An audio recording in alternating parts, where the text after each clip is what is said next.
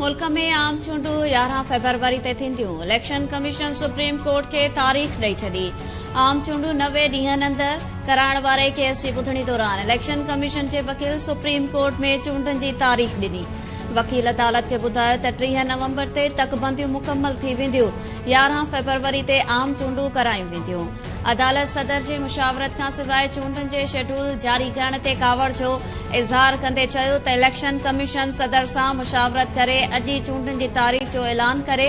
जेका बि तारीख़ ॾिनी वेंदी उहा पत्थर जी लकीर हूंदी। बाद में तारीख़ तब्दील करण न ॾींदासीं।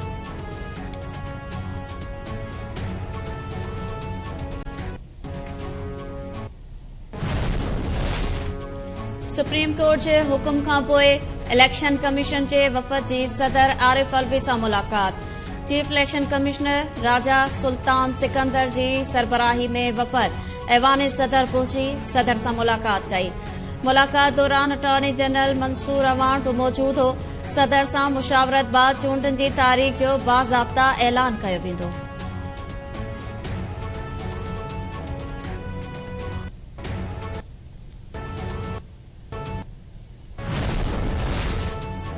सदर चूंडनि जी तारीख़ न ॾेई आइन जी भञकड़ी कई। आइन जी भञकड़ी सदर करे या इलेक्शन कमीशन आर्टिकल 6 लागू थींदो। जंहिं बि आइन जी भञकड़ी कई उनखे नतीजा भोगणा पवंदा। सुप्रीम कोर्ट जा 90 ॾींहनि अंदर आम चूंडू कराइण वारे केस में रिमार्क्स। जस्टिस अतर मिनुल्ला रिमार्क्स में चयो त बादियल नज़र में इलेक्शन कमीशन सदर ऐं समूरियूं सियासी पार्टियूं चूंडनि में देर जूं ज़िम्मेवार आहिनि। छा पीपल्स पार्टी गॾियल मफ़ादनि वारी काउंसिल में नईं तकबंदियुनि जी मुखालफ़त कई। चीफ जस्टिस काज़ी फ़ाइज़ ईसा रिमार्क्स में चयो त सदर फ़र्द वाहिद न पर इदारो आहे। छा चूंडनि जी तारीख़ न ॾियण ते सदर ख़िलाफ़ तौहीन अदालत जी कार्रवाई थी सघे थी।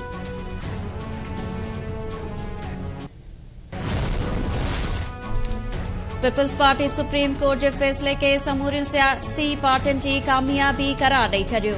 फारूक एच नाइक चयो आहे त आम चूंडू 90 ॾींहनि में थियण घुर्जनि हा, जेके न थी सघियूं। अदालती फ़ैसिलो पीपल्स पार्टी समेत समूरियुनि पार्टियुनि जी सोभा आहे। ईंदड़ हुकूमत कंहिंजी हूंदी उन जो फ़ैसिलो अवाम खे करणो आहे। सेनेट नेब तरमीमी ऑर्डिनेंस में 120 ॾींहनि जी वाध करे छॾी। निगरान कानून वारे वज़ीर इरफान असलम नेब तरमीमी ऑर्डिनेंस में वाध जो ठहराउ पेश कयो। ऐवान अक्सरियत राय सां मंज़ूरी ॾेई छॾी। आज़म नज़ीर तारड़ चयो आहे त सुप्रीम कोर्ट पार्लियामेंट जी कानून साज़ी खे तस्लीम कयो। कानून साज़ीअ जो इख्तियार रुगो पार्लियामेंट वटि ई आहे। सेनेटर कामरान मुर्तज़ा चयो त सुप्रीम कोर्ट वाज़े करे छॾियो त चूंडनि जी तारीख़ सदर खे ॾियणु घुर्जे हा। चूंडनि जी तारीख़ न ॾियण ते खेसि इस्तीफ़ा ॾियणु घुर्जे।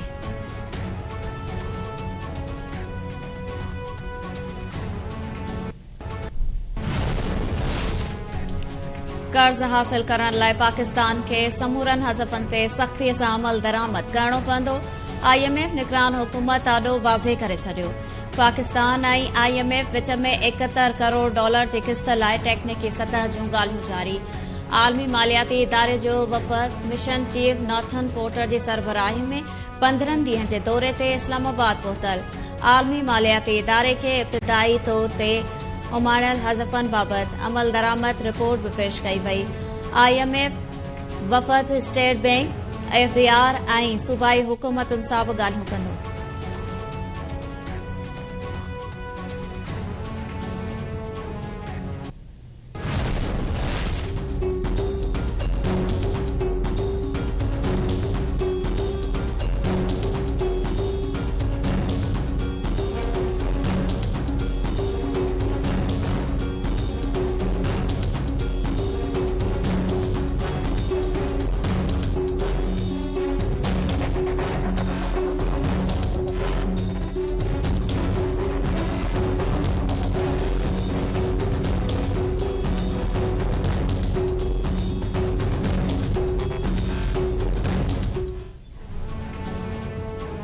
सिंध समेत समूरे मुल्क में गैर कानूनी तौर तरसियल अफ़गान पनाहगीरनि समेत ॿियनि परॾेहिनि जी ॾेह वापसीअ जो सिलसिलो जारी।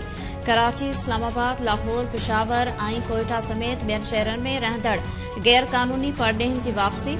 मुख़्तलिफ़ हंधनि ते गैर कानूनी तौर तरसियल परॾेहिनि ख़िलाफ़ ऑपरेशन बि हलंदड़।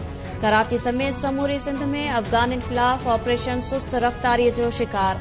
मटियारी जिले में गैर कानूनी तौर तरसियल 189 अफगाननि जी मौजूदगी बावजूद पुलिस को भी तहरुक न वरतो। जैकबाद में भी परडेहन लाइ कायम कयल कैंप खाली पयल सखर ऐं लाड़काणे में भी का खास चुरपुर नजर न आई।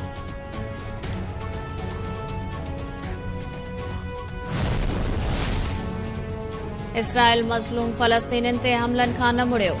गज़ा ते बमबारी जे नतीजे में वधीक 250 फ़लस्तीनी शहीद। इसराइली फ़ौज जा इमदादी कार्रवाइनि में मसरूफ़ माण्हुनि ऐं एम्बुलेंसिस ते भी हमला। तक़रीबन 1 महीने खां जारी बमबारी में शहीदनि जो अंग 8,900 थी वियो। 2 लख जे लॻभॻ घर भी तबाह। आलमी बिरादरी फ़लस्तीनियुनि ते हमला रोकण में नाकाम।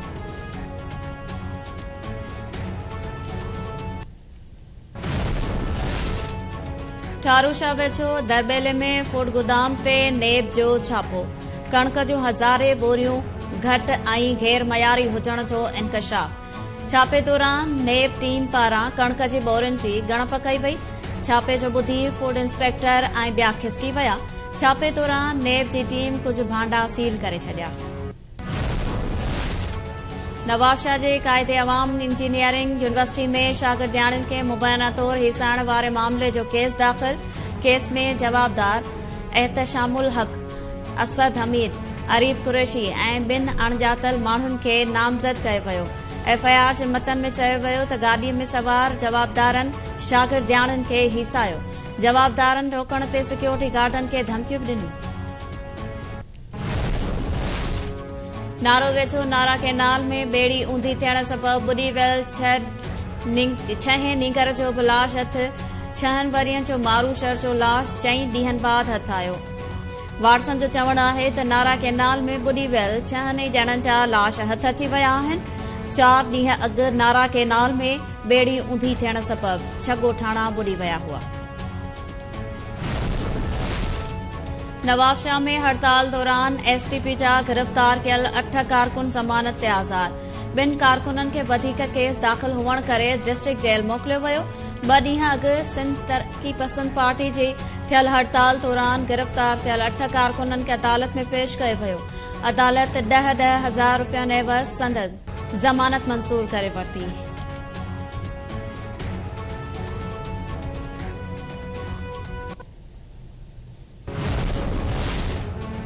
हाला भरसां ॻोठ पीर बख्श खोसो जो रहवासी नौजवान गुज़िरियल राति खां पुरस्कार नमूने गुम।